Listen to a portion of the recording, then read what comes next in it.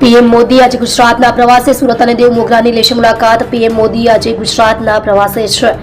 સવારે તેઓ સુરતમાં બુલેટ ટ્રેન પ્રોજેક્ટની સમીક્ષા કરશે। તેઓ ટ્રેન જેવા ટ્રક મશીનમાં બેસીને તેનું નિરીક્ષણ કરશે। બપોરે બાદમાં તેઓ નર્મદા નદીના કિનારે દેવમોગરા મંદિરમાં પ્રાર્થના કરશે।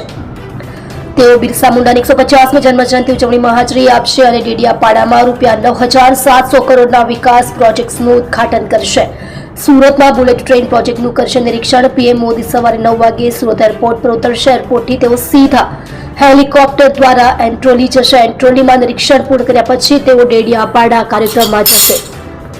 સુરત જિલ્લા વહીવટી તંત્રે આ મુલાકાત અંગે એલર્ટ જારી કર્યું છે। 15 નવેમ્બરના રોજ એન્ટ્રોલી વિસ્તારે નો ડ્રોન ફ્લાઇંગ ઝોન જાહેર કરવામાં આવ્યો છે। પોલીસ અધિકારીઓ સિવાય અન્ય કોઈ પણ દ્વારા ડ્રોન ઉડાડવા પર સખત પ્રતિબંધ છે। દેવમોગરામાં મંદિરે પીએમ મોદી દર્શન કરશે। પીએમ મોદી આજે આંતરરાજ્ય નિરીક્ષણ કરશે। તેઓ બુલેટ ટ્રેન સ્ટેશનની 45 મિનિટ મુલાકાત લેશે। તેઓ ટ્રેન જેવા દેખાતા ખાસ ટ્રેક મશીનમાં બેસીને તેનું નિરીક્ષણ કરશે। આ પ્રોજેક્ટ માટે બીજું ટ્રેક મશીન ખાસ કરીને અંત્રોલી લાવવામાં આવ્યું છે।